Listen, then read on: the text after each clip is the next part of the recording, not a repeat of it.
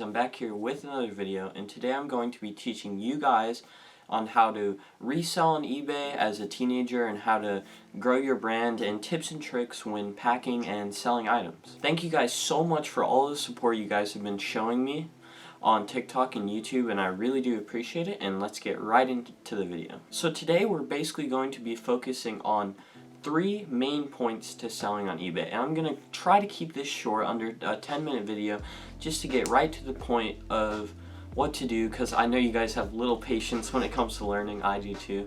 So hopefully I can teach you guys this as soon as possible. So the first thing we're going to go over is we're going to go over how to find what you want to sell on eBay and how to know how to price an item, like how to basically figure out how to start your own listing item. And then our second thing we're going to go through is actually listing the items, like how to list the item, and just like little tips and tricks you may not know that are actually really important when listing an item that some sellers just skip over, and then it affects, like, they can't sell their items as quickly because they're not using eBay to its full potential.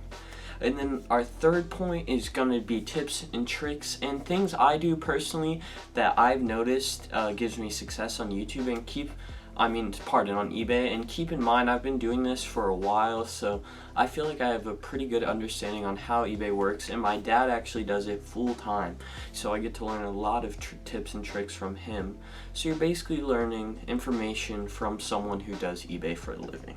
Alright, so now you guys can see that we've switched over to my eBay account, and I need to ship 2 items. I'll do that today, but we're basically going to be doing a sample listing. So here's an item I have in my house.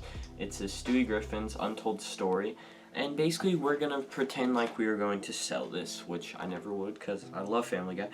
But anyway, I'm gonna give you guys a really good tip when you need to search an item. So say you're at a Goodwill and you want to resell stuff, and then you pick up an item and you say, oh, I think this is gonna sell for a good amount. So you can either A, search it, but on the back you can look for what you call UPC, and then that's these little scannable barcodes. And then on the eBay app up top on our search bar, we are going to see this little camera, and then this will pull up a barcode that can then scan the back of the package. And then as you can see, as soon as I scan the back of your item, all the items popped up on eBay. If that doesn't work, say the barcode doesn't work, blah blah blah, you can just search it on eBay, or you can search it on Safari. Don't be discouraged if the item you're looking for isn't on eBay. And I would personally, if it's not on eBay, look on Safari and see if it's selling, and then if it is, then you might be the first person to post it on eBay, so that gives you a lot of room on your price point. Personally, I don't sell items if I'm not going to make more than $5, and you gotta think about selling something, and you gotta think about what it takes to do it, like the time and effort and the shipping supplies, etc. So you might say, oh, I'm gonna make $2, but then you think about it, you gotta get a box, you gotta get this, you gotta spend however much time packing and shipping. Like, is it really worth it? You got to think about that before you want to sell something. Alright, so now we're on to stage 2 of selling on eBay. So now it's going to come down to listing our item. So basically what you want to do is you want to look at other listings that are available and see what their price point is at. And you can really have your own price point if you want, but if people are undercutting you, why would anyone buy your product? So as a seller on eBay that does it very consistently, I usually look for a price that the product has to match mine exactly, but I'll usually look for probably the cheapest price and usually undercut it by $1. See, I see a person selling them for $2.30 plus $3 shipping, so that's $6.30 total. So what you want to do when you sell something is you want to click on the item, and you want to go down to here and press sell one like this. But in certain situations you can't actually do that on your phone, and you'll know that you can't do it on your phone because they have multiple options like this, where you can buy more than one and get a cheaper rate, and like different movies and stuff like that. You can't, if you see that listing on your phone, then you know you cannot copy that type of listing. So we want to go to this one, and then we want to go to sell one like this at the bottom. Click on that. And so I'm gonna make this really quick because you guys can figure out how to post pictures. You guys can figure out, this isn't sealed, so you would have to take that out of the title. That's all just common sense. You guys got that. But I'm gonna show you guys some important details that you want to look over when posting like an item. So the number one thing you want to look for is to see if they actually put the UPC. So as you saw when I clicked right there, I went to item specifics, bro, I'm tripping. And then I went down to the bottom and it says UPC. And so that's how I know that the person that was selling the item before already scanned the UPC.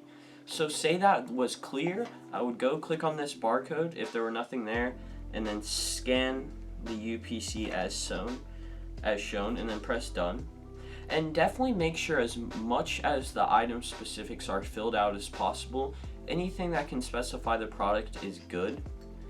And when it comes to shipping, I usually personally go with priority mail, because I will usually charge shipping, and people are always willing to pay an extra like $2 to have their package shipped quicker. You actually do want to have ship internationally turned on, and you might say, oh, I don't want to pay $20 to ship to someone in Europe or something like that, but that's not actually what you have to do.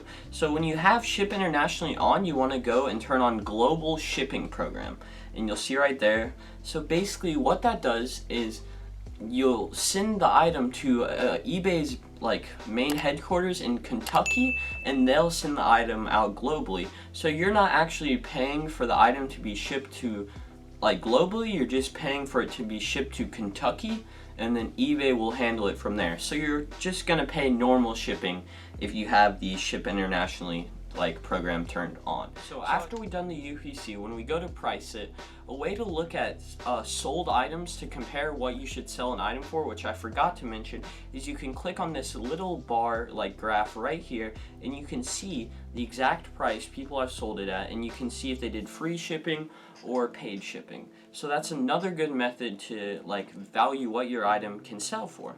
Alright guys, another tip I have is to consistently send offers to buyers. So when you're going to the selling tab on eBay, you'll notice in the middle it says send offers to buyers. And those are basically anyone who's watching your products and has them saved, and you can send them an offer for a cheaper price. And in a lot of situations, I can't really send an offer just because of the fact that I have the item listed very cheap. But in a situation where, see for example, this product's going for $5, I'll send this guy an offer for $4 and see if he takes it. But yeah, constantly check up on your offers, constantly send people offers, even if it's a super good offer or just an okay offer. Always send offers, always respond to messages, and yeah, you'll be successful. Alright, here's my third and final tip for shipping and selling on eBay. So this is more about shipping. So as you guys can see on the screen right now, basically I'm looking at seller thank you cards. A super way to just really have your buyer gain appreciation for what you do. So basically I have my own version that I made, but I basically just drop a card in the package whenever I send it, and I got hundreds of them printed, and it goes to every buyer, and it just says thank you and blah blah blah blah blah. So you can obviously buy some on eBay. They have tons of cards on eBay, but you can easily print your own or print it on a piece of paper. It really doesn't matter as long as you get a point across that is thanking the buyer for doing business with you. Personally, I have a seller card when I put it in that says make sure you contact me before reviewing my service, because if they review you before contacting you and they give you a bad review, then there's not much you can do about it. But hopefully if they contact you before they give you the review, you can resolve the issue and everything will be fine. And that's it guys. Thank you guys so much for watching. I mean, you can really take eBay to as much of a level as you want to. Personally, I'm considering doing this as soon as I get out of high school. So I'm really trying to take it seriously right now before I get out of high school and have enough funds saved to maybe do this as a full-time business. But a lot of kids that, if you have a car or any transportation, you can easily go to your local Goodwill, local thrift shop. And personally, what I do is I go around with my cart, add items that I think are valuable, and I sit in the corner at Goodwill on eBay and I look through all my items and put them back if they're not, walk out of the store, buy them and sell them on eBay. That's how I make some money. So yeah, And there's plenty of ways to do that. You can sell items around the house. That's a great way to do it. Anything that really doesn't bring you happiness anymore is just sitting in a drawer. Consider selling it on eBay or giving it to Goodwill, really, because, I mean, it's just sitting in a drawer. What is it really going to bring you? And you need to ask yourself that as a seller. Don't sell items that are personal to you just because you need the quick cash. Really, I mean, you just got to actually think, do I want this item? Do I actually use this item? Because a lot of items you'll be like, all right, I want to keep it. And then you just think about it and it's like, I haven't used that in 2 years. I'm going to sell it. And that's probably the right decision. But yeah, thank you guys so much for watching. I really do appreciate when you guys watch the end of my videos. It really means the world to me. Hopefully I taught you guys something. If I did, let me know in the comments. Let me know how I did on this video. I always love you guys, your like critiques, anything that I could have done better, let me know. And anything I missed. I feel like I might have missed a few things really important, but let me know in the comments. And thank you guys so much for watching. Sour Up the Hour. Go check me up on TikTok, link in the description. Check out my socials. I'm getting a new haircut, so don't roast. Alright, peace.